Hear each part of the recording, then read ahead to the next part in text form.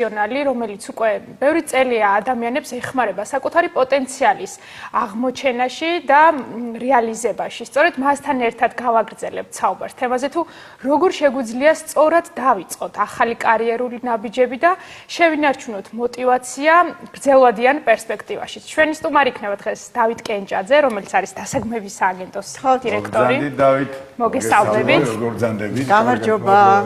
დღეს მივიღებთ მნიშვნელოვან რჩევებს დარწმუნებული ვარ თქვენგან. განსაკუთრებით კი სექტემბერში არის ხოლმე ამ რჩევებისთვის საუკეთესო დრო ალბათ. ისევე როგორც მოსწავლების სკოლაში მიდიან იწყება ახალი სასწავლო სემესტრი და განსაკუთრებული მზაობაა სიახლეებისთვის.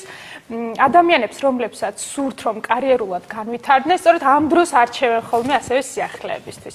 ამ მხრივ თუ არის მომართვიანობა თქვენთან ესეც საინტერესოა. კი, ბუნებრივი არის, იმიტომ რომ ზოგადად ადამიანები განათლების და განვითარების თვალსაზრისით იწყებენ ხოლმე სექტემბერში, ეს პერიოდი გრძელდება 20 დეკემბრამდე, მერე როგორც წესი არის ერთი თვე შესვენება და მერე ისევ ახალი სეზონი იწყება ხოლმე ზაფხულამდე რა.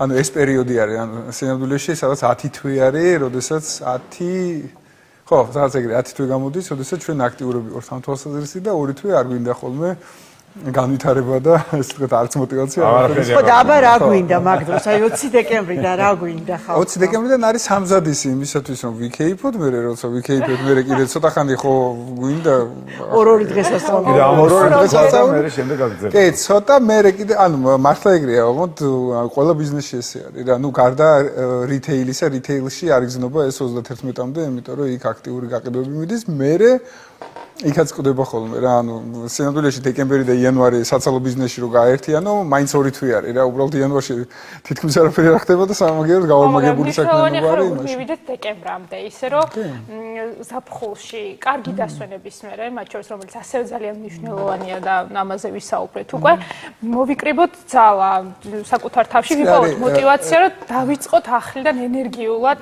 ლიზა, მან არის როგორი მნიშვნელოვანი თემა, იცი რომ ყველა ადამიანს აქვს რაღაცა თავისი მოტივატორი.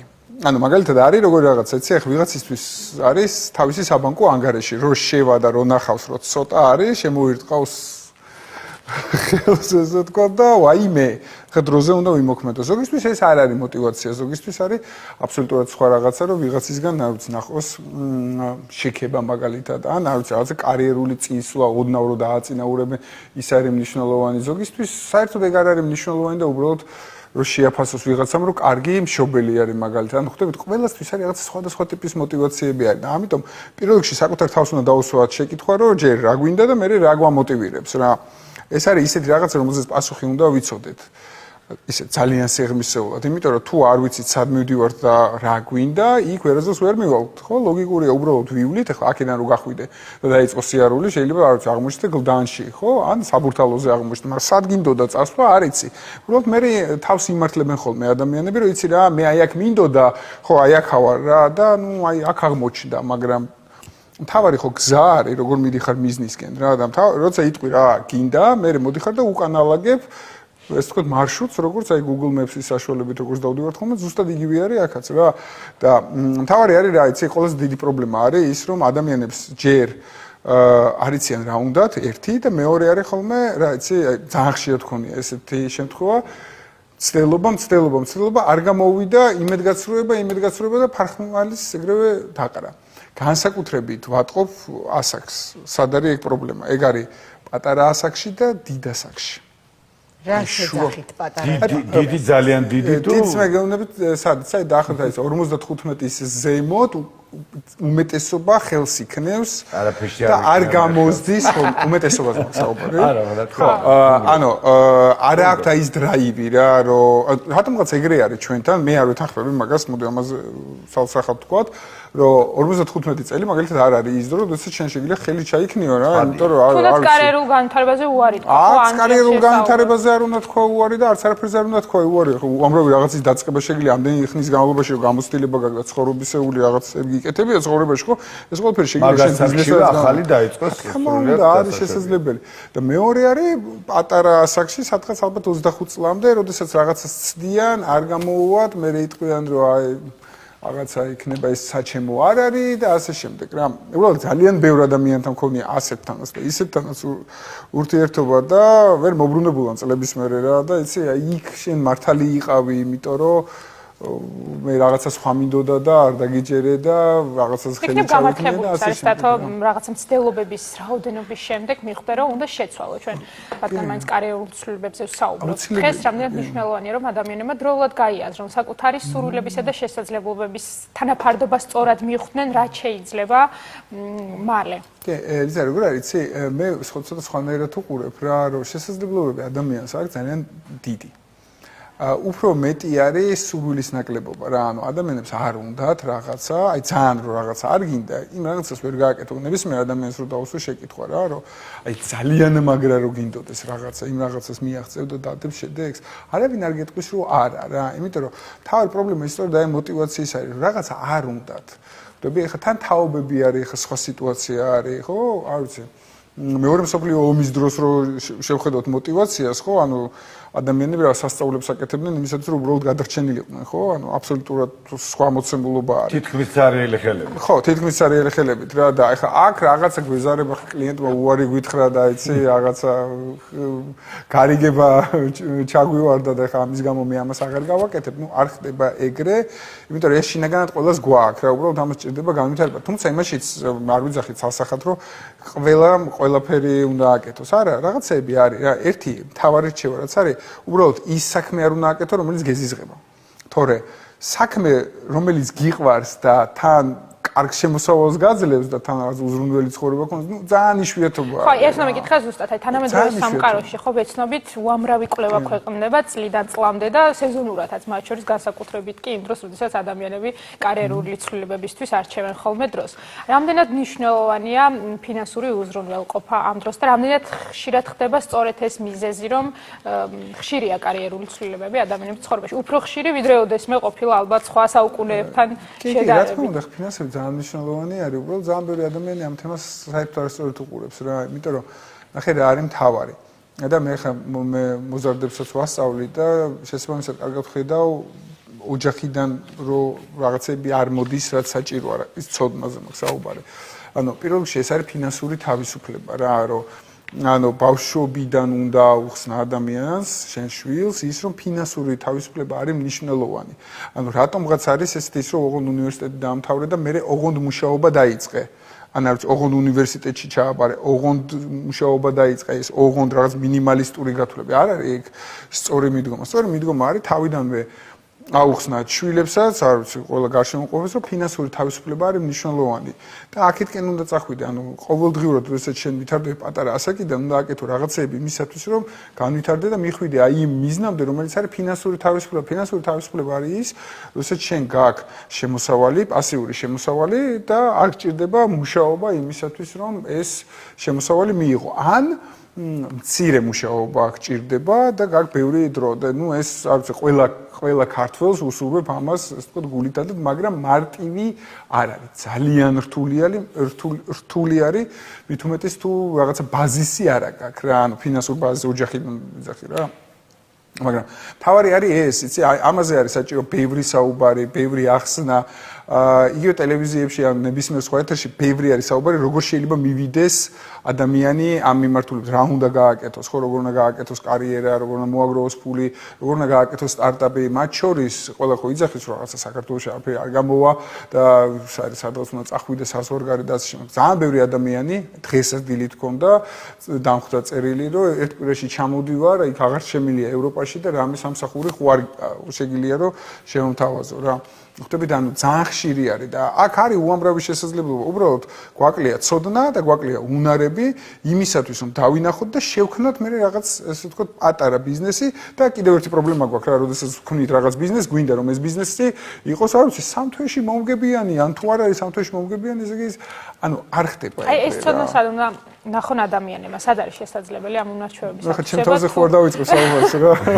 თუნდაც, იმიტომ რომ ამის კულტურა ალბათ უფრო ნაკლებად არის, ხო, ჩვენს ქვეყანაში ვიდრე დასავლეთის სხვა ქვეყნებში. იგივე კონსულტაციებია სასკოლო ასაკში ამის შესახებ. კი, ეგ არის დიდი პრობლემა, ეს არის შესაძლებელი, ეს თქო, ჩემთან და ნუ ალბათ არის კიდე სხვა ტიპის ორგანიზაციები, სადაც არის შესაძლებელი მსგავსი ტიპის ცოდნის მიღება. უბრალოდ მთავარი არის, რომ პატარაობიდან აი ამაზე მუდმივად მიდიოდეს საუბარი, რომ სწორი ხედვა ჩამოუყალიბდეს მომავალ თაობებს, რომ აი ეს მნიშვნელოვანია, იმიტომ რომ იცი რა არის, თუ ჩვენ ესე გავაგრძელებთ და აქ არ არის რაღაც პოლიტიკაზე და მთავრობაზე და იმაზე არ მაქვს საუბარი, ამ შემთხვევაში ვსაუბრობ წმინდა ხედვაზე, განათლებაზე და უნარებზე, იმიტომ რომ ესენი თუ არ განვავითარეთ, არ ვიცი, შეიძლება 100 წლის მერე საერთოდ ჩვენი სახელმწიფო არ არსებობდეს, უბრალოდ იმიტომ რომ გადავშენდეთ, იმიტომ რომ ჩვენ ვერ განვითარდით ისე, როგორც ვითარდებიან სხვები, მით უმეტეს ახლა წინა სტუმარი საუბრობდა AI-ზე, რომელიც ანუ გიჟურის სწრაფით ვითარდება.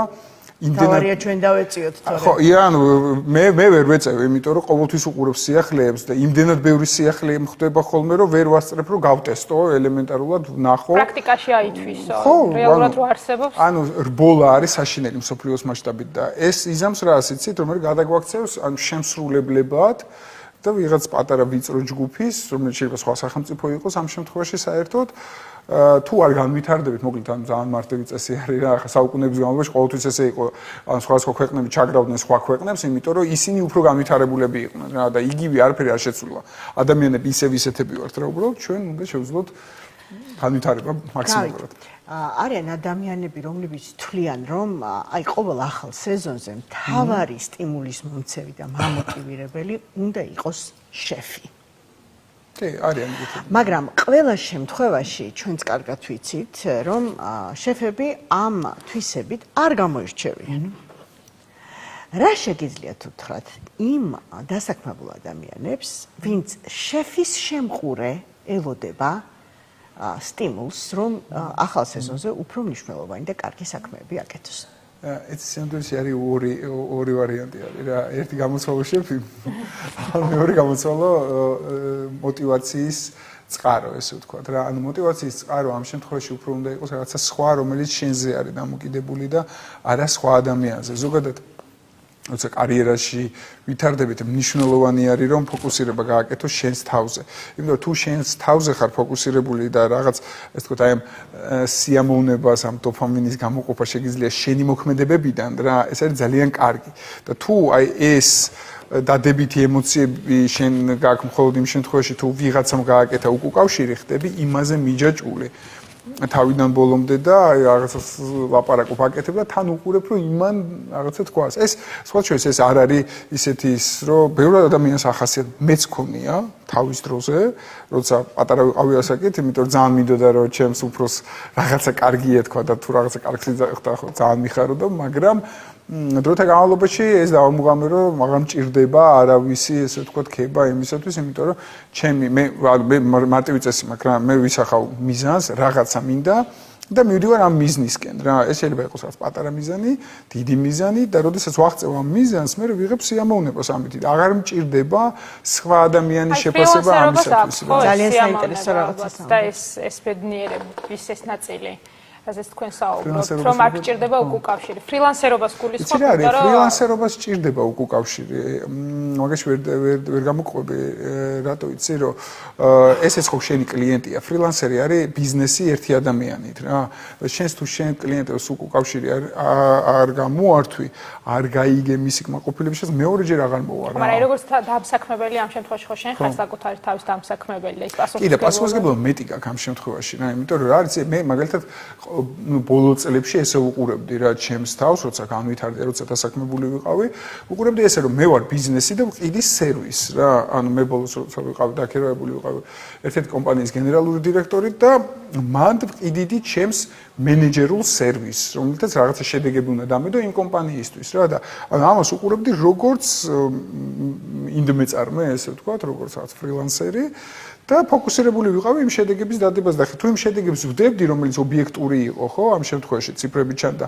ნუ აღარც მჭირდებოდა რა უკავშირი, იმიტომ რომ გასაგები იყო ეს ყველაფერი, თუმცა რა თქმა უნდა ემოციურ დონეზე უყურებდი რა ახლა, იმიტომ რომ შეიძლება შედეგები დავდე, მაგრამ ის რაღაცა სკეპტიკურად უყურებს, ამიტომ მნიშვნელოვანი არის ეს. ახლა მაგალითად თუ ხარ დიზაინერი, ფრილანსერი, ხო, და ვიღაცას უკეთებ დიზაინს, იმის გაზომვა ციფრები ძალიან რთული არის რა, ამიტომ იმ ადამიანის უკავშირი მნიშვნელოვანია რა, იმიტომ რომ ის ადამიანი არის შემფასებელი რა.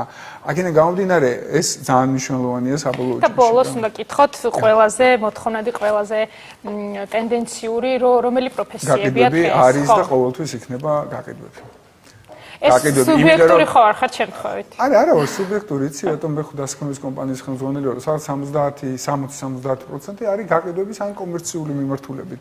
ყოველთვის ესე იქნება, იმიტომ რომ ბიზნეს ჭირდება ან ბიზნესი აფასებს ყველაზე მეტად იმ ადამიანებს, რომელთაც მოაქვთ შემოსავალი. ანუ ყველა დაფუძნებელი ესე უყურებს, ხო, წერტილი და შემოსავალი მოაქვთ კომერციულ მიმართულებებს რა, ეს არის გაყიდვები, account მენეჯერები, ხო, ხო, ძირითადად ესენი და იქ რაღაც მრავალი დასახელება არსებობს აი პოზიციის, თუმცა ვისაც შემოსავალი მოაქვთ, ისინი არიან ყველაზე ეს თქო დაფასებულები და ყველაზე მოთხოვნადები. მადლობა საინტერესო მოსაზრებებისთვის. დიდი მადლობა. დიდი მადლობა. დათო კენჭაძე დასაქმების სააგენტოს ხელმძღვანელი იყო ჩვენი სტუმარი, გვიზარებდა საინტერესო რჩევებს. დაგებშობთ. საინტერესო რჩევები იყო და ლამის ვთხარი, კიდე ხوار დამეხმარები რამე სამსახური მაპოზიციონერ შემსხა. შენი თავარი მოტივატორი აპლოდისმენტებია, ხო? რა თქმა უნდა. და ხმა მაღალი სიცილი დარბაზიდან. ესე იგი მე მას რაღაცი თვასი ამოვნე და ხო, კი, მოდი რეკლამაზე გავიდეთ და მალე დაგიბრუნდებით.